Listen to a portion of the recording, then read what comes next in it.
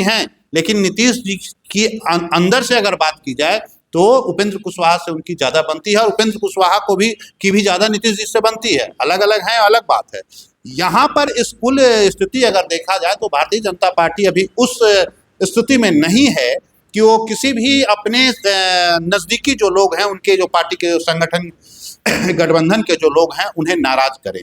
तो अगर यहाँ पर इनके जो विधायक, अगर बात ठीक है, कोशिश तो हुई थी, लेकिन इस कोशिश में आप कह सकते हैं उनके जो विधायक का एक प्रेशर पॉलिटिक्स था, वो उसमें वो कामयाब हुए। लेकिन ये दाव इसलिए उल्टा हो गया क्योंकि उपेंद्र कुशवाहा ने बड़ी सख्ती से ये भारतीय जनता पार्टी को ये बताने में कामयाब रहे कि भाई अगर आप इस तरह की हरकत करेंगे तो फिर आप में और आरजेडी में और हमारे जो विपक्षी खेमे के जो लोग हैं उसमें क्या फर्क पड़ रह जाता है। तो अगर ये तोड़फोड़ करने की जो बात है तो कम से कम हमारे विधायक और हमारे नेताओं और कार्यकर्ताओं के बीच में ये तोड़फोड़ नहीं होनी चाहिए। उपेंद्र कुशवाहा पर आते हैं। राष्ट्रीय लोक मोर्चा के राष्ट्रीय अध्यक्ष उपेंद्र कुशवाहा अभी जो साफ तौर पर दिख रहा है पार्टी बचाने में कामयाब रहे हैं। उनके तीन बागी विधायकों में से 2 विधायक उनके साथ आ गए हैं, माधव आनंद और आलोक सिंह को तो प्रदेश अध्यक्ष ही बना दिया है।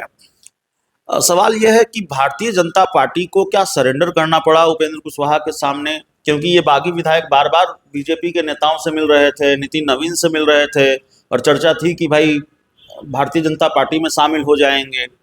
अब जब ये दोनों साथ आ गए हैं तो इस बात की भी चर्चा है राजनीतिक गलियारों में कि उपेंद्र कुशवाहा ने बहुत कड़ी आपत्ति दर्ज कराई और भारतीय जनता पार्टी को अपने कदम पीछे हटाने पड़े।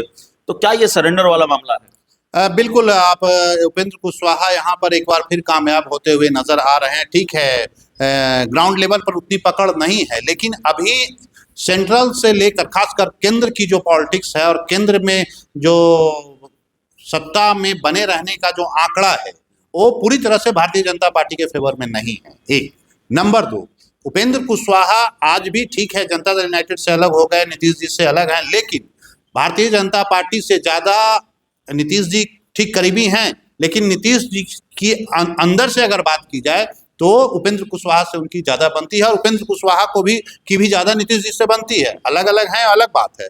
यहाँ पर इस कुल स्थिति अगर देखा जाए तो भारतीय जनता पार्टी अभी उस स्थिति में नहीं है कि वो किसी भी अपने नजदीकी जो लोग हैं, उनके जो पार्टी के संगठन गठबंधन के जो लोग हैं, उन्हें नाराज करे। तो अगर यहाँ पर इनके जो विधायक, अगर बात ठीक है, कोशिश तो हुई थी, लेकिन इस कोशिश में आप कह सकते हैं उनके जो विधायक का एक प्रेशर पॉलिटिक्स था, वो उसमें वो कामयाब हुए। लेकिन ये दाव इसलिए उल्टा हो गया क्योंकि उपेंद्र कुशवाहा ने बड़ी सख्ती से ये भारतीय जनता पार्टी को ये बताने में कामयाब रहे कि भाई अगर आप इस तरह की हरकत करेंगे तो फिर आप में और आरजेडी में और हमारे जो विपक्षी खेमे के जो लोग हैं उसमें क्या फर्क पड़ रह जाता है। तो अगर ये तोड़फोड़ करने की जो बात है तो कम से कम हमारे विधायक और हमारे नेताओं और कार्यकर्ताओं के बीच में ये तोड़फोड़ नहीं होनी चाहिए। अगर ऐसा होता है तो इसका सीधा सीधा मैसेज गलत जाएगा। और भारतीय जनता पार्टी को देखिए, बिहार की पॉलिटिक्स को लेकर बहुत ज़्यादा पता नहीं ऐसा क्यों मुझे लगता है कि भारतीय जनता पार्टी का शीर्ष नेतृत्व आज से नहीं, पिछले कई वर्षों से, और कई वर्षों से तो कांग्रेस का भी शीर्ष नेतृत्व अगर देखेंगे तो बिहार को लेकर बड़ा उदासीन रहा है। बस ये ऑटो मोड में डाल दिया जाता है, जो जितने सांसद जिताओ और उसे अपने यहाँ ले जाओ और हम अपने पीएम या अन्य पद पे बने रहें।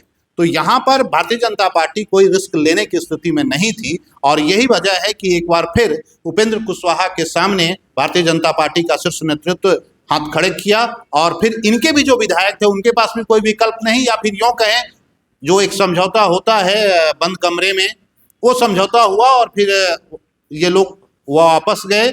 लेकिन एक चीज मुझे और भी लग रहा है कि ये बहुत दिनों का खेल नहीं रहेगा, ये बातें बहुत दिनों तक नहीं चलेगी। कितने दिनों तक उपेंद्र कुशवाहा साथ लेकर चल पाते हैं, या वो विधायक कितने दिनों तक इनके साथ कंफर्ट जोन में रह पाते हैं, ये देखना होगा। ये अभी बहुत ज्यादा खुश होने की जरूरत उपेंद्र कुशवाहा को भी नहीं है। लेकिन फिलहाल ये रिजल्ट यही है कि उनके फेवर में है। भारतीय जनता पार्टी यहाँ बैकफुट पे आई है, अपनी जो उनकी पॉलिसी थी, जो कोशिश थी, वो पीछे बैक लिया है। देखिए आगे केंद्र में भी तो उन्हें सरकार चलानी है ना, तो इसको लेकर वैसी कोई हरकत बीजेपी नहीं कर दे। सरकार चलानी है तो भारतीय जनता पार्टी ने अगर सरेंडर किया है उपेंद्र कुशवाहा के सामने, तो क्या राज्यसभा के मामले में भी सरेंडर करेगी? उपेंद्र कुशवाहा का कार्यकाल तो खत्म हो रहा है ना अप्रैल 2026 में, तो क्या वो दोबारा राज्यसभा भेजे जाएंगे? क्योंकि भारतीय जनता पार्टी बहुत कुछ उनको दे चुकी है, बेटे को मंत्री बना चुकी है, एमएलसी सीट का वादा किया है और 4 विधानसभा की सीटें जिसमें से पत्नी भी विधायक उनकी बन चुकी है।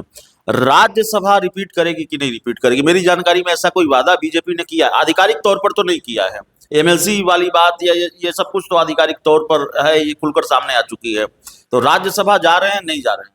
नहीं, देखिए, राज्यसभा जाने को लेकर बीजेपी के जो आला नेता हैं उनके बीच में कई बार ये बातें हुई हैं और उपेंद्र कुशवाहा ने भी अपनी इच्छा जाहिर की है, वो एक बार फिर जाना चाहते हैं राज्यसभा में।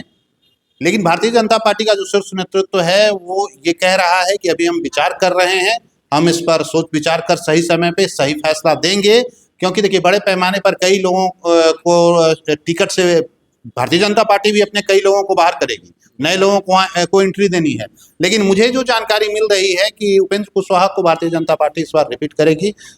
अगले टर्म में भले ही जो करना है करे, लेकिन इस बार रिपीट करेगी। हमें नहीं लगता है कि उपेंद्र कुशवाहा को नाराज करने की स्थिति में अभी फिलहाल भारतीय जनता पार्टी है, क्योंकि ये बातें उनकी सुनी गई है और ये कहा गया है कि थोड़ा आप धैर्य रखिए, सही समय पर यह फैसला दिया जाएगा।